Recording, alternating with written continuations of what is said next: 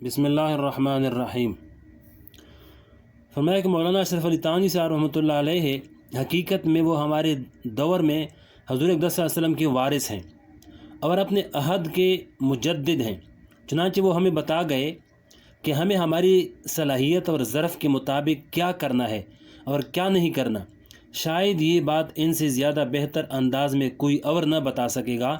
چنانچہ انہوں نے ہمیں اس بارے میں ایک اصول بتا دیا کہ دنیا کتنی حاصل کرو اور کس درجے میں حاصل کرو اور دنیا کے ساتھ کس طرح کا معاملہ کرو۔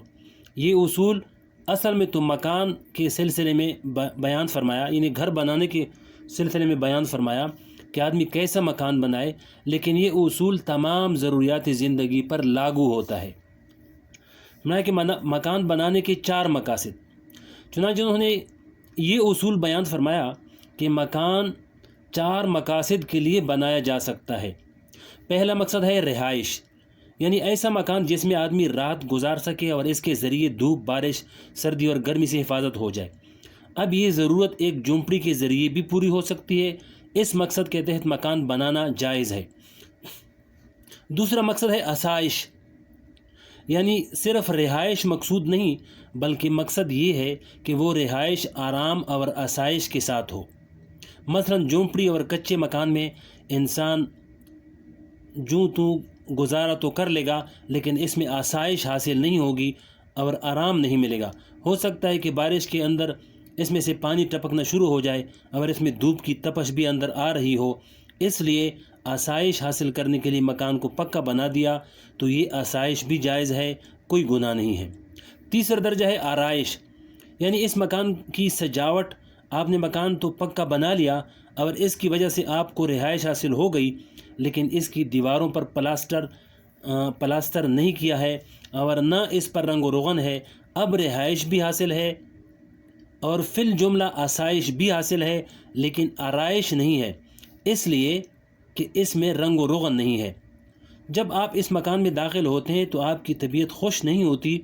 اب اپنے دل کو خوش کرنے کے لیے رنگ و روغن کر کے کچھ زیب و زینت کر لے تو یہ بھی کوئی گناہ نہیں۔ اللہ تعالیٰ کی طرف سے اس کی بھی اجازت ہے، بشرطے کہ اپنے دل کو خوش کرنے کے لیے یہ آرائش والا کام کرے۔ چوتھا درجہ ہے نمائش، یعنی اس مکان کے ذریعے رہائش کا مقصد بھی حاصل ہو گیا، آسائش اور آرائش کا مقصد بھی حاصل ہو گیا۔ اب یہ دل چاہتا ہے کہ اپنے مکان کو ایسا بناؤں کہ دیکھنے والے یہ کہیں کہ ہم نے فلاں شخص کا مکان دیکھا، اس کو دیکھ کر اس کی خوش ذوقی کی داد دینی پڑتی ہے، یعنی اس کی خوش ذوقی کو داد دینی پڑتی ہے اور اس کی مالداری کا پتہ چلتا ہے۔ اب اگر اس مقصد کو حاصل کرنے کے لیے آدمی اپنے مکان کے اندر کوئی کارروائی کرتا ہے تاکہ لوگ اس کو بڑا آدمی سمجھیں، تاکہ لوگ اس کو دولت مند سمجھیں، تاکہ لوگ اس کو اپنے سے زیادہ فوقیت والا سمجھیں، تو یہ صورت حرام ہے۔ خلاصہ یہ ہے کہ رہائش حاصل کرنا جائز، آسائش حاصل کرنے کے لیے کوئی کام کرنا جائز، آرائش کے حصول کے لیے کوئی کام کرنا جائز، لیکن نمائش اور دکھاوے کے لیے کوئی کام کرنا حرام اور ناجائز ہے، اور نمائش کی غرض سے جو چیز بھی حاصل کی جائے گی وہ حرام ہوگی۔ یہ تفصیل اس لیے عرض کر دی تاکہ قناعت کا صحیح مطلب سمجھ میں آ جائے۔ قناعت کے معنی یہ ہیں کہ جو کچھ اللہ جل شانہ نے دیا ہے اس پر آدمی راضی اور خوش ہو جائے، لیکن قناعت کے ساتھ اگر آدمی کے دل میں یہ خیال پیدا ہو رہا ہے کہ میرے مکان میں فلاں تکلیف ہے، یہ دور ہو جائے اور میں جائز طریقے سے اور حلال آمدنی سے اس تکلیف کو دور کرنا چاہتا ہوں، تو یہ آسائش کے اندر داخل ہے اور جائز ہے۔ یہ خواہش حرص کے اندر داخل نہیں۔ یا مثلا اگر ایک شخص نے یہ سوچا کہ میرا مکان ویسے بہت اچھا ہے ماشاءاللہ، لیکن جب میں داخل ہوتا ہوں تو مجھے دیکھنے میں اچھا نہیں لگتا، اس لیے دل چاہتا ہے کہ اس میں کچھ سبزہ وغیرہ لگا ہوا ہوتا تاکہ دیکھنے میں اچھا لگے اور میرا دل خوش ہو جایا کرے۔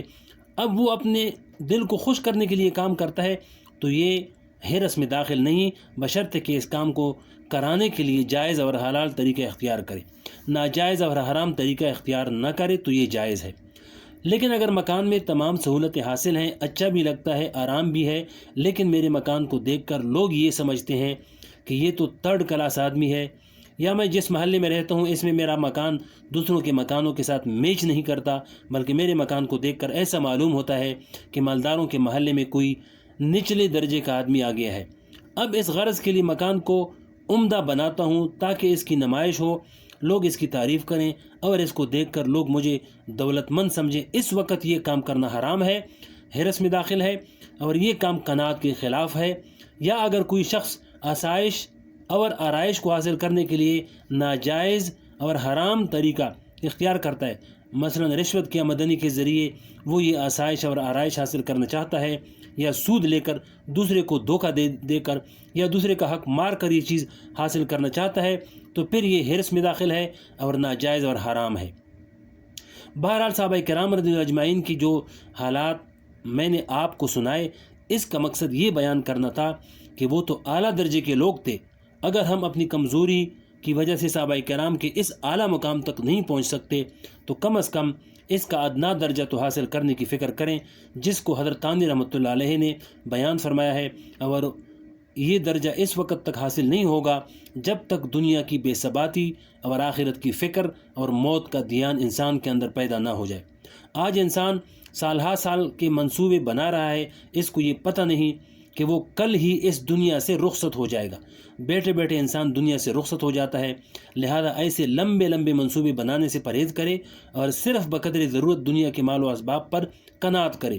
اس قناعت کے ذریعے اللہ جل شانہ دنیا میں بھی راحت عطا فرمائیں گے اور آخرت میں بھی سکون ملے گا۔ اور اس کا طریقہ وہ ہے کہ جو حضور پاک صلی اللہ علیہ وسلم نے بیان فرما دیا کہ اپنے سے نیچے والے کو دیکھو اور اللہ جل شانہ کا شکر ادا کرو، اپنے سے اوپر کی طرف مت دیکھو، اس لیے کہ اوپر کی تو کوئی انتہا نہیں، کوئی حد نہیں۔ ایک یہودی کا عبرتناک واقعہ ہے، اس کو اگلی ویڈیو میں سنائیں گے انشاءاللہ۔